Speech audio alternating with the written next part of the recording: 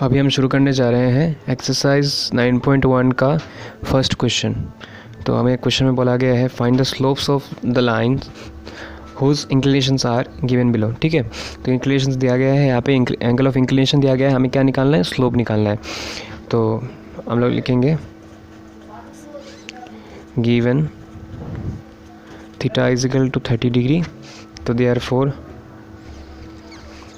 Slope को हम लोग m से डिनोट करते हैं और हमें पता है कि स्लोप क्या है, टेंजेंट ऑफ थीटा। तो टेन थीटा मतलब 1030, और 1030 का वैल्यू कितना होता है पता है, 1/√3। तो 1/√3 है हमारा slope.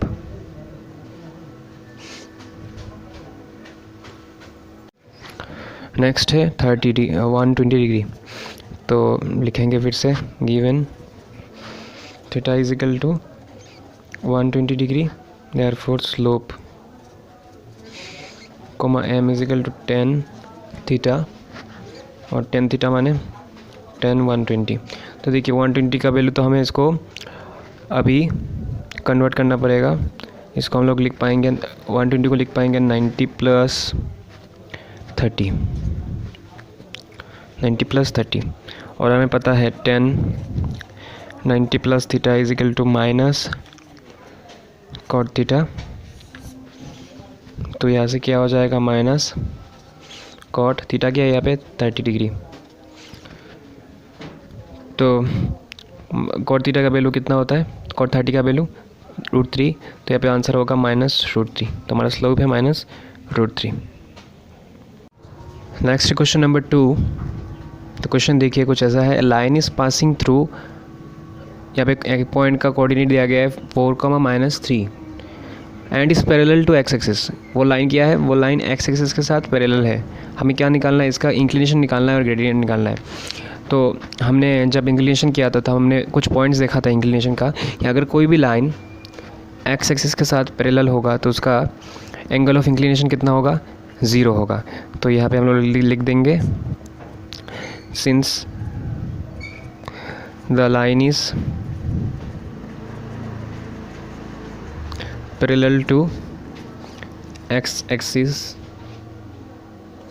Therefore theta is equal to, यानी एंगल ऑफ इंक्लिनेशन कितना होगा, 0 डिग्री होगा। और देयरफॉर हम लोग क्या लिखेंगे, slope m is equal to 10 theta और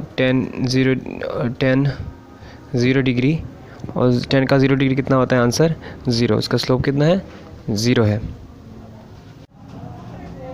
अभी करेंगे हम लोग question number 3। If the inclination of a line is 15 degree, अगर किसी भी लाइन का इंक्लिनेशन है 15 डिग्री, यानी वो एक्स एक्सिस के साथ 15 डिग्री एंगल क्रिएट कर रहा है, तो हमें क्या निकालना है, उसका ग्रेडियंट निकालना है। तो पहले लिख लेंगे हमें जो दिया गया है, given theta is equal to कितना है, 15 डिग्री, देयरफॉर स्लोप निकालना है। ग्रेडियंट या फिर स्लोप एक ही बात है। अच्छा चलिए ग्रेडियंट ही लिख देते हैं। Gradient m is equal to 10 theta, 10 theta का वैल्यू कितना है, 15 डिग्री। तो वैसे तो हम लोग 15 का कोई वैल्यू नहीं जानते हैं, तो हम लोग क्या करेंगे, इसको थोड़ा चेंज करेंगे। तो इसको हम लोग लिख पाएंगे, देखिए 45 - 30, 45 से अगर 30 को हम लोग माइनस कर देते हैं तो क्या होता है, 15 मिल जाता है। तो अब कोई फॉर्मूला ये पता होगा कि 10 a - b का फॉर्मूला क्या है, 10a - 10b divided by 1 + 10a × 10b। तो उसी का यूज़ करते हुए हम यहाँ पे करेंगे। हमारा यहाँ पे जो a है वो है 45 और b है 30। तो क्या होगा, 1045 - 1030, नीचे होगा a1 + 1045 × 1030। 1045 का वैल्यू है 1 और 1030 का वैल्यू है 1/√3, और यहाँ पे होगा 1 + 1 × 1/√3। तो आंसर क्या निकलने वाला है, 1 - 1/√3, और यहाँ पे 1 + 1/√3। √3। अभी एलसीएम ले लेंगे हम, √3 - 1, और यहाँ पे भी क्या करेंगे हम लोग, एलसीएम ले लेंगे, नीचे रहेगा √3। अब ये ऐसे डायरेक्ट चले जाएंगे यहाँ पे,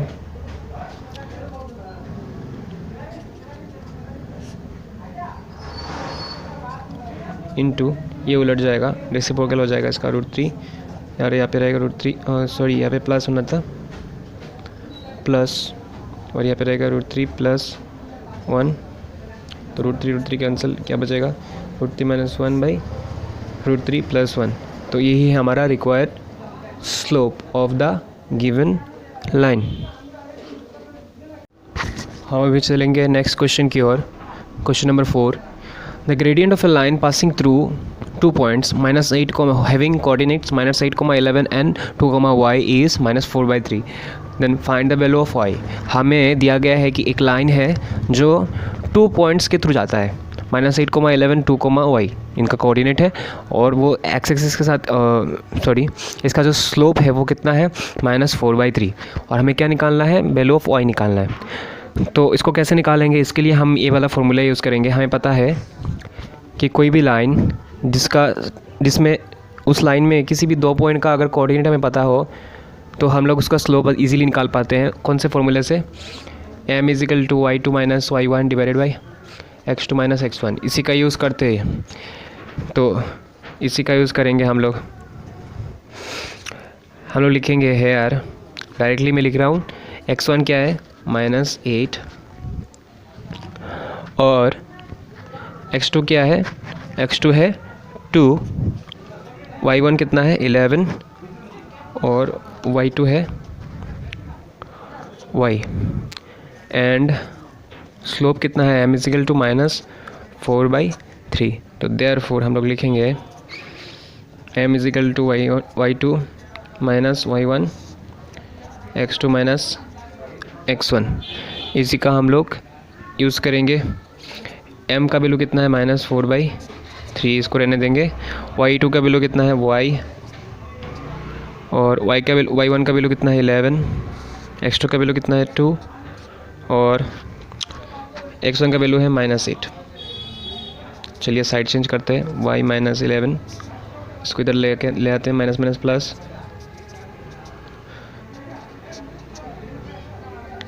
तो ये है y और ये है 4। आप कंफ्यूज मत हो जाएगा, ये वाला ये y है, ये वाला 4 है, 4। तो क्रॉस मल्टीप्लाई करेंगे अभी, 3 × y 3y, -3 × 11 33, और -4 से यहाँ पे, तो यहाँ पे हो जाएगा 10। चलिए 4 को रख देते हैं, कोई बात नहीं, -4, तो 3y -33, और -4 से अगर मल्टीप्लाई करेंगे 10 को, 4 × 10 = 40, -40 क्या होगा, 3y,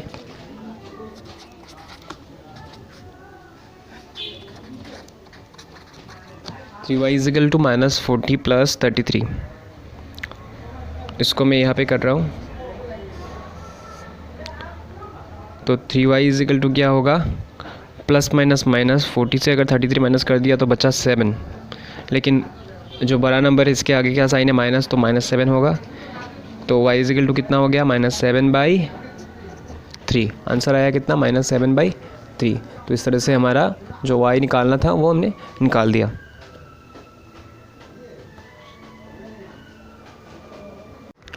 अभी जाएंगे हम लोग नेक्स्ट क्वेश्चन में। दिए क्वेश्चन में क्या दिया गया है, gradients of some lines are given below. हमें कुछ लाइंस का स्लोप या फिर ग्रेडियंट दिया गया है, हमें क्या निकालना है, find the inclinations of each of them. हमें उनका एंगल ऑफ इंक्लिनेशन निकालना है। तो पहले लिख लेंगे गिवन m = कितना है 1, तो हमें m क्या पता है, m = tan थीटा।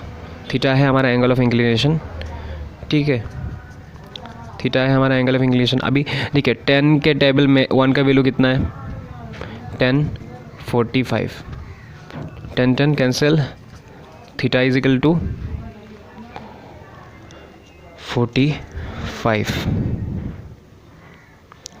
तो थीटा = कितना हो गया, 45। तो यही है हमारा एंगल ऑफ इंक्लिनेशन। अभी नेक्स्ट क्वेश्चन दिया गया है मैं डी नंबर करूँगा -√3 given m is equal to -√3। तो m इज इक्वल टू क्या पता है हमें, m की जगह पे क्या लिख सकते हैं हम लोग, tan थीटा लिख सकते हैं, क्योंकि हमें पता है कि m माने tan थीटा। तो tan थीटा को हम लोग रहने देंगे, और जो √3 है, √3 किसका वैल्यू है, tan के टेबल में tan 60 का, तो -tan 60।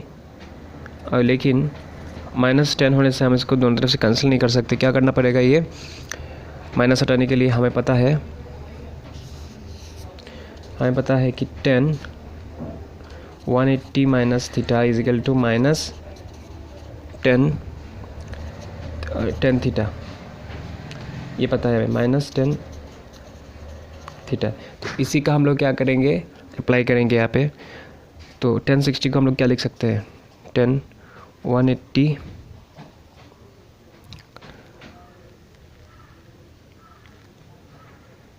-60, ऐसा हम लोग लिख पाएंगे। और तो देखिए, जैसे कि इस फॉर्मूला के यूज़ करते हुए हमने यहाँ पे क्या है, -tan 60 हमें दिया हुआ था। तो सपोज़ अगर हमें -tan थीटा दिया है, ठीक है, इसके लिए कौन सा फॉर्मूला हम यूज़ करते हैं, tan 180 minus theta. tan 180 minus theta का क्या रिज़ल्ट निकलता है, -tan थीटा। तो जबकि हमारे पास -tan थीटा है, मतलब -tan 60 है, तो उसको हम लोग क्या कर सकते हैं, यह दोनों क्या है, अगर ये दिया हो तो ये लिख सकते हैं, ये अगर है हमारे पास तो इसको ऐसे भी लिख सकते हैं। तो -tan 60 है तो उसको हम लोग क्या लिख सकते हैं, tan 180 माइनस थीटा, थीटा मतलब 60, हम लोग इस तरह से लिख पाएंगे। एकदम आसान भाषा में आप समझिए। हमें दिया गया था, मैं फिर से आपको रिपीट करता हूँ ये चीज़, हमें दिया गया था m इज इक्वल टू -√3। तो m माने क्या है, स्लोप माने क्या है, tan थीटा, हमने tan थीटा लिखा, और -√3 माइनस को हमने लिख दिया आगे, √3 का वैल्यू कितना है, tan के टेबल में tan 60, तो हमने tan 60 लिखा, लेकिन इसके आगे माइनस है तो tan कैंसिल नहीं हो सकता, तो हम इसको पॉजिटिव टर्म में हमें इसको कन्वर्ट करना पड़ेगा। तो उसके लिए हम लोग क्या करेंगे, हम लोग इस फॉर्मूले का यूज़ लेंगे। हमने देखा है कि tan 180 माइनस थीटा कितना होता है, -tan थीटा। तो ये दोनों क्या है, एक दूसरे के साथ रिवर्सिबल है। अगर tan थीटा है तो tan थीटा को हम लोग लिख पाएंगे tan 180 माइनस थीटा, और अगर tan 180 माइनस थीटा लिखेंगे तो फिर से हम लोग -tan थीटा हम लोग लिख पाएंगे इस तरह से, ठीक है। तो यहाँ पे हमें दिया गया -tan 60, तो -tan 60 को हम लोग क्या लिख पाएंगे, tan 180 माइनस 60, इसी फॉर्मूले का यूज़ करते हुए। तो यहाँ पे देखिए tan जो है, tan तो रहेगा अपने जगह पे, 180 माइनस 60 कितना होता है, 120 हो जाता है। तो tan कैंसिल, तो हमारा जो आंसर आएगा वो कितना आएगा, 120 डिग्री, यानी एंगल ऑफ इंक्लिनेशन कितना है, 120 डिग्री। अभी हम लोग करेंगे क्वेश्चन नंबर सी। तो हमें दिया गया है given m is equal to -√3, m पता है हमें क्या है, tan theta is equal to -1/√3। tan theta का वैल्यू कितना है, tan थीटा लिखेंगे हम लोग, और tan के टेबल में सिर्फ 1/√3 को हम लोग क्या लिख पाते हैं, हम लोग लिख पाते हैं tan 30। तो माइनस को माइनस की जगह पे रहने देंगे, 1/√3 कितना होगा, tan 30 हो जाएगा, tan 30। तो अभी कैंसिल तो नहीं हो सकता, उसको पॉजिटिव टर्म में कन्वर्ट करना होगा। तो क्या करेंगे, हम लोग इस फॉर्मूले का यूज़ लेंगे, क्योंकि हमें पता है tan 180 minus theta is equal to -tan theta. तो हमारे पास -tan थीटा है, यानी -tan 30 है, उसको हम लोग लिख पाएंगे tan 180 माइनस 30। तो tan थीटा तो रहेगा ही, 180 से अगर 30 को माइनस कर देंगे तो कितना होगा, 150 डिग्री। tan कैंसिल, तो हमारा थीटा कितना निकला, 150 डिग्री, और यही है हमारा एंगल ऑफ इंक्लिनेशन। अब हम चलेंगे नेक्स्ट क्वेश्चन में, क्वेश्चन नंबर 8 में। Using the concept of gradient of a line show that the following points are collinear. हमें क्या करना है, यहाँ पे ग्रेडियंट का जो कॉन्सेप्ट है उसको यूज़ करना है और करके दिखाना है इन तीनों पॉइंट से, ये जो तीनों पॉइंट दिया गया है, पॉइंट का कोऑर्डिनेट, ये तीनों एक ही लाइन के ऊपर है, यानी ये तीनों कोलिनियर है, यह चीज़ हमें दिखाना है। तो इसको कैसे हम लोग दिखाएंगे?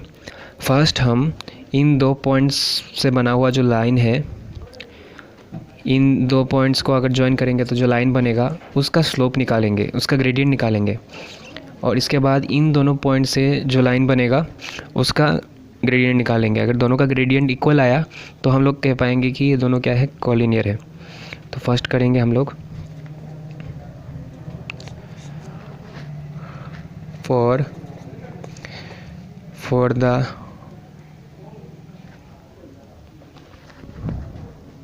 for the line formed by joining the points, कौन सा पॉइंट, 6, -1 एंड 5, 0। इन दोनों पॉइंट के ज्वाइनिंग करने से जो लाइन बनता है उनके लिए देखिए यहाँ पे हमारा x1 क्या है, 6 है, x2 कितना है, 5 है, y1 कितना है, -1, और y2 कितना है, 0। तो इसके लिए हम लोग क्या करेंगे, ग्रेडियंट निकालेंगे। ग्रेडियंट कितना होगा, हमें फॉर्मूला पता है, y2 - y1 divide by x2 - x1। y2 कितना है, 0, y1 कितना है, -1, और x2 कितना है, 5, और x1 कितना है, 6। तो आंसर कितना आएगा, -+1, और 5 से 6 गया तो मतलब -1। तो आंसर क्या आने वाला है, -1 ही आने वाला है हमारा स्लोप। नेक्स्ट क्या करेंगे, लिखेंगे फॉर द लाइन फॉर्म्ड, ये तो चला गया पहले वाले के लिए, for the line formed by joining the points, कौन सा पॉइंट, ये दोनों पॉइंट 5, 0 एंड 2, 3। तो यहाँ पे हमारा x1 क्या है, x1 है 5, x2 कितना है, 2, y1 कितना है, 0, और y2 कितना है, 3। तो अभी हम लोग क्या करेंगे कि ग्रेडियंट निकालेंगे इन दोनों लाइंस के लिए। तो हम लोग यहाँ से ग्रेडियंट निकालते हैं, m = y2 - y1 और x2 - x1। y2 कितना है, y2 है 3, y1 कितना है, 0, x2 कितना है, 2, और x1 कितना है, 5।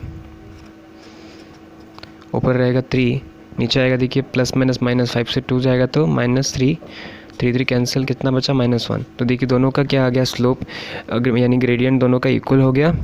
तो लिखेंगे सिंस, चलिए इसका नाम देते हैं हम लोग m2 इस स्लोप का, और इसका देते हैं हम लोग m1। लिखेंगे सिंस